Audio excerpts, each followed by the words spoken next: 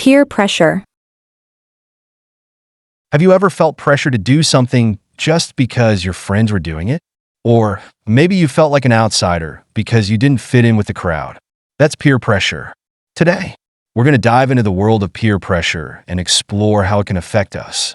Peer pressure is the influence exerted by a peer group to make an individual conform to the group's norms.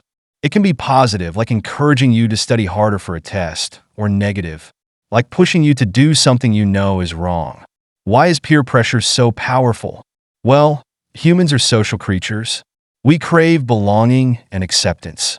When we feel like we're on the outside looking in, it can be tempting to conform to the group's expectations, even if it goes against our own beliefs. But here's the thing, peer pressure isn't always a bad thing.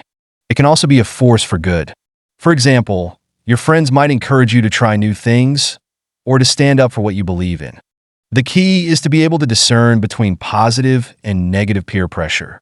Let's say your friends are all going to a party where there will be alcohol. You're not comfortable with drinking, but you feel pressured to go along.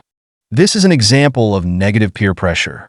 On the other hand, if your friends are encouraging you to join a sports team or a club, that's a positive form of peer pressure.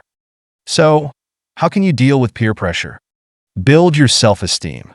The more confident you are in yourself, the less likely you'll be swayed by others.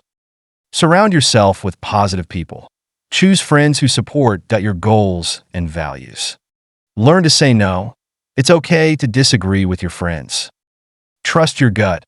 If something doesn't feel right, it probably isn't. Remember, you have the power to make your own choices. Don't let peer pressure dictate your life.